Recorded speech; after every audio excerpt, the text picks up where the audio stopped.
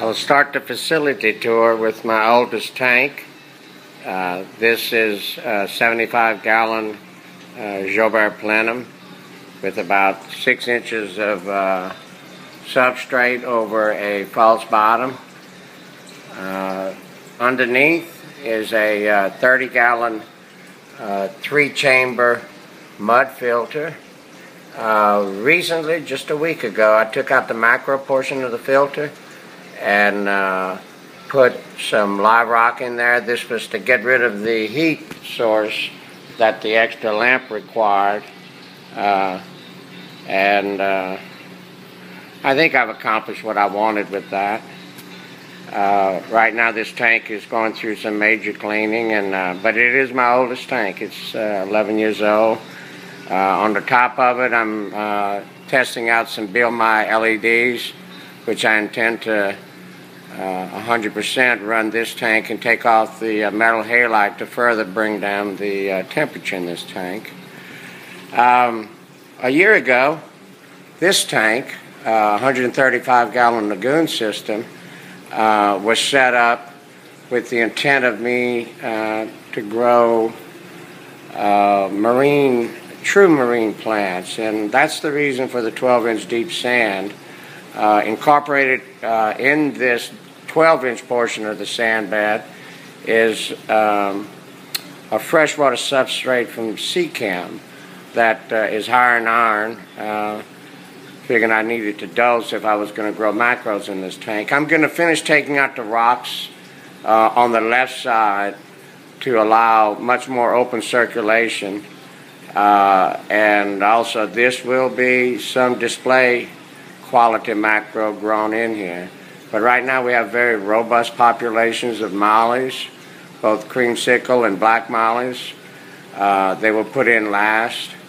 I just put 4 yellow tangs in this tank to bring in the color that I liked and offset the aggression of the blue damsels.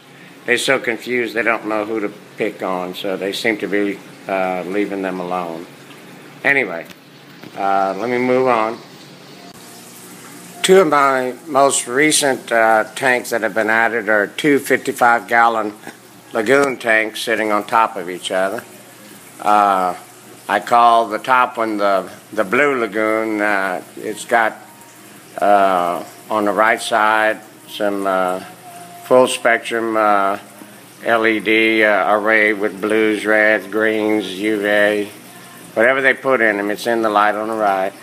And on the left is a horticulture fixture at 200 watts. It's a 6400 Kelvin power compact. This tank is being renovated to grow dragon's breath in a vertical loop current as a tumble culture. I've removed about 40 pounds of the substrate. We'll remove a little bit more, take all the rock out, and bring in an external pump to further accentuate the water going across to the top of the tank from left to right. This will be a tumble culture to grow dragon's breath. The bottom tank is one of my most favorite. It's filled up with rock that was collected off of the coast of Tampa Bay in 30 feet of water.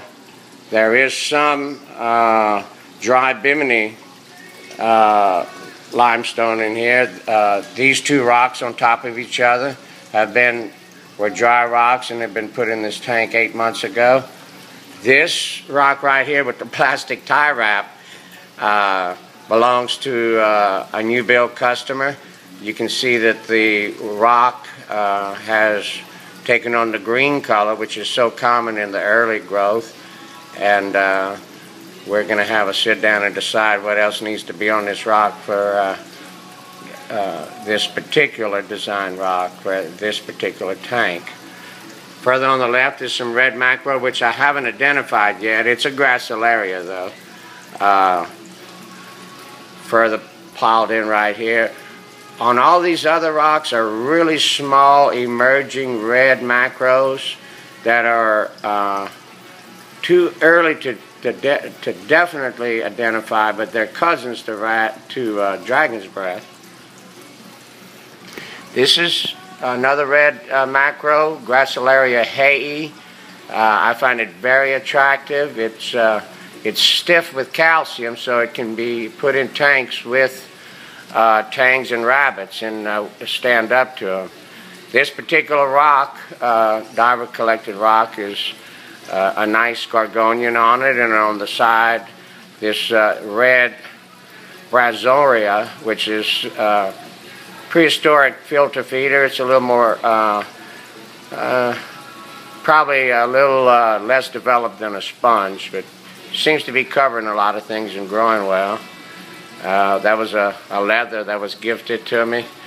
Trying to grow some red grapes right here. I've got them banded together with the rubber band. That's a sea apple, which I really like the color. And I threw this red macro in there. It just looks different, so I left it in there. Anyway, this is, well, I think this might be elk coral. It's a hard coral out of the Caribbean. And it's a purple gorgonian right here. And another gorgonian, somewhat indescript, but I like the texture and just the way the lacy fingers stick out. Anyway, moving along to another tank. This is our newest development at the ranch. I started this concept about 2 weeks ago. The thoughts on it, I call this the turnkey stand. There's 4 20-gallon high tanks here. Temporary lighting. They've had water in them now for 5 days, and they're going through different cycles. We plan on having an LED on this top array of tanks, and we're going to just play with this. My store manager, Blake, has never had an aquarium, much less a marine aquarium, so y'all be nice to him as he starts his tank thread. But right now, I'm running the cycling on these tanks. Once it's cycled, I'll let him take it over. And on the bottom, there's going to be some utility tanks. Probably on the left, I'll have 50 peppermint shrimps, and then on the right tank, I'll have some emerald crabs. So we'll let them do some of the cleaning that needs to be done before some of this rock leaves the facility. All right, that's about it for tanks in the house. We're going to move to the south porch, which is an exterior porch.